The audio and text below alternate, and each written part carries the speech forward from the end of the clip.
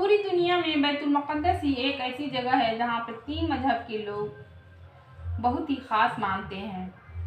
मुसलमानों के मजहब के मुताबिक बैतुल मुक़द्दस ही काबा अव्वल है। मुसलमान सबसे पहले इसी की तरफ रुख करके नमाज पढ़ते थे।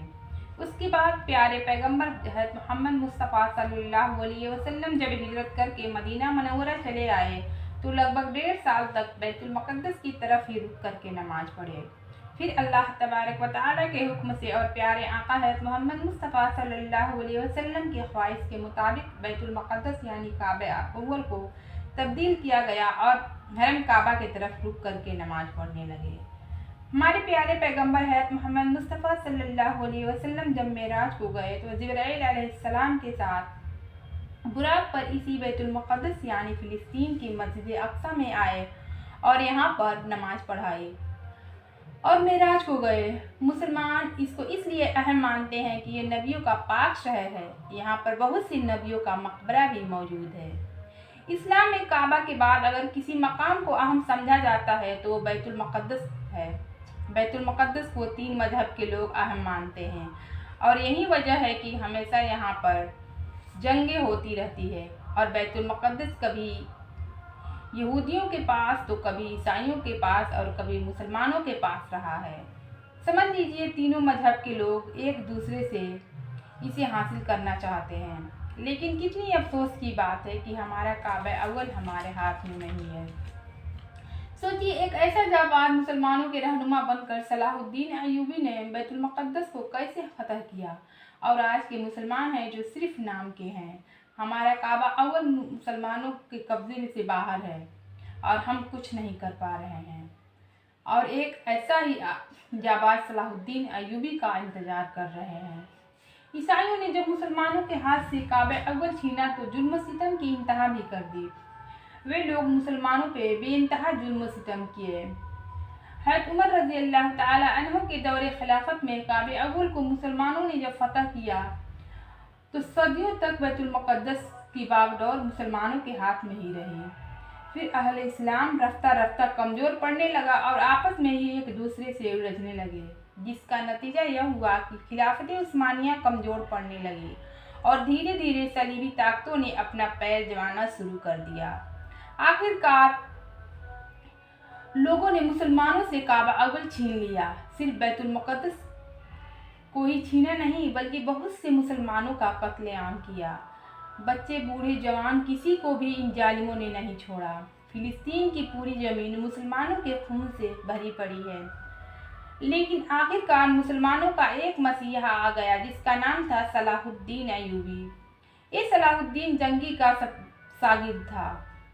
सब सलाहुद्दीन अय्यूबी को यह खबर मालूम हुआ कि बैतुल मुक़द्दस को मुसलमानों से छीन लिया गया है और तमाम अहले ईमान जो वहाँ पे मौजूद थे उनका खून बहाया गया है।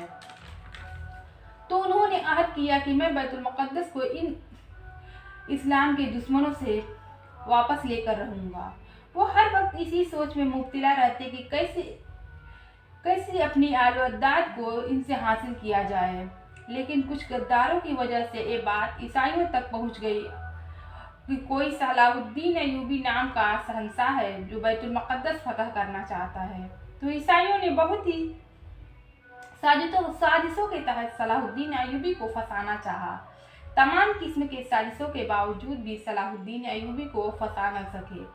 आखिरकार वो वक्त आ गया जब सलाहुद्दीन अय्यूबी और ईसाइयों की फौज आमने सामने थी, जिसके सलाहुद्दीन अय्यूबी की फौज ने ईसाइयों को बुरी तरह हराना शुरू किया और खुद सलाहुद्दीन अय्यूबी भी इन जालिमों से लड़ते रहे। बहुत से ईसाइयों को कत्ल किया गया और हजारों को गिरफ्तार कर लिया गया। आखिरकार सलाहुद्दीन अय्यूबी ने बैतुल मुक़द्दस पर इस्लाम का परचम लहरा दिया। जब सलाहुद्दीन अय्यूबी और उनकी फौज बैतुल मुक़द्दस में दाखिल हुई तो ईसाइयों को ये डर सताने लगा कि हम लोग जो मुसलमानों के साथ किए हैं वही हमारे साथ भी किया जाएगा। लेकिन सलाहुद्दीन अय्यूबी एक अजीम हस्ती थे। उन्होंने ऐसा कुछ नहीं किया। उन्होंने ईसाइयों का खून नहीं बहाया बल्कि उन्हें वहीं रहने की इजाज़त दे दी। सुल्तान सलाहुद्दीन अय्यूबी बहादुर होने के साथ साथ एक नेक रहमदिल इंसान भी थे। जब पहला विश्व युद्ध चला तभी ये यहूदियों का मसला चल रहा था, लेकिन जब दूसरा विश्व युद्ध हुआ। उसके बाद जर्मनी का हिटलर यहूदियों को मारना शुरू किया। लगभग 7 लाख यहूदियों का कत्ल हिटलर ने किया या कराया था। तो कुछ रियासतों ने यहूदियों को फिलिस्तीन में बसने की इजाज़त दे दी और 4000 यहूदी यहाँ पर आकर आबाद हुए। फिर धीरे धीरे फिलिस्तीन में बसने लगे और वह धीरे धीरे अपना रंग दिखाने लगे।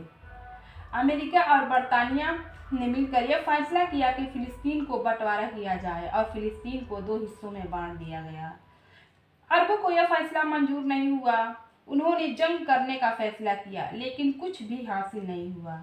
उल्टा फिलिस्तीन की ज़मीन पर जितनी बार जंग हुई, इजराइल उतनी ज़्यादा फिलिस्तीन की ज़मीन अपने कब्जे में लेता रहा, क्योंकि अरबों के पास खास किस्म के हथियार मौजूद नहीं थे और इजराइल को बरतानिया और अमेरिका का सपोर्ट था जो उन्हें हथियार देता था, जिसका नतीजा यह निकला कि अरब ममालिकों ने जितनी बार इजराइल से जंग किया, इजराइल उतनी ज़्यादा उनकी ज़मीन पर कब्जा करता रहा। लेकिन ये इजरायली जिस फिलिस्तीन को की सरजमीन पर अपना हक समझते हैं, उस पर शुरू से ही अरबों का हक रहा है।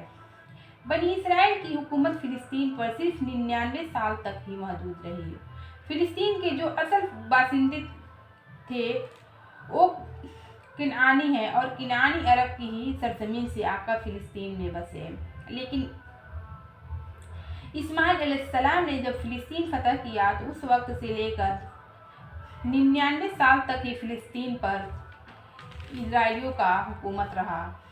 लेकिन इन चंद सालों में भी इनकी हुकूमत टूटती रही, क्योंकि ये इजराइली की बदअमलियों बहुत ज़्यादा हो चुकी थी। इन्होंने तो अंबिया अलैहिस्सलाम को भी नहीं बख्शा। इनकी तारीख बाइबल में आज भी मौजूद है, जो इन्होंने अंबिया कराम के साथ किया है। इनकी हुकूमत सिर्फ 99 साल रही और अब ये 18वीं सदी के बाद ये लोग उसी ज़मीन को अपना कहते हैं। इतनी सालों तक इनका कोई रिहाइश नहीं था, कभी इस मुल्क और कभी उस मुल्क में भटकते रहे। फिर 1948 में बरतानिया और अमेरिका ने मिलकर इजराइल के वजीर आजम से यह कहा कि तुम नया देश बनाओ, हमारा साथ है तुमको, और फिलिस्तीन को 2 हिस्सों में बांट दिया गया और तमाम बेगुनाह फिलिस्तीनियों और मुसलमानों का खून किया गया। उन्हें उनकी ज़मीनों से निकाल दिया गया। लेकिन जब मुसलमानों को जब तक फिलिस्तीन की सरजमीन पर हुकूमत रही, इजराइलियों को कभी भी उनके मजहब की पैरवी करने से रोका नहीं गया। यहूदी बैतुल मुक़द्दस को शहीद करके 3rd टेम्पल बनाना चाहते हैं, जिसकी डिज़ाइन भी उन्होंने बना लिया है। ये लोग 3rd टेम्पल बनाने की पूरी तैयारी कर चुके हैं और अगर ऐसा ही चलता रहा तो बहुत जल्द ये लोग अपने मनसब में कामयाब हो जाएंगे। लेकिन फिर एक दौर आएगा कि एक जमात आएगी। मेरे आका सल्लल्लाहु अलैहि वसल्लम ने फरमाया, उनके हाथ में काले रंग के झंडे होंगे, उनको कोई भी रोक नहीं पाएगा। वो बैतुल मुक़द्दस को फतह करेंगे। क़यामत से पहले ज़रूर होगा इंशाअल्लाह तबारक व तआला, क्योंकि हमारे प्यारे आका सल्लल्लाहु अलैहि वसल्लम की कही हुई हर एक बात सच है।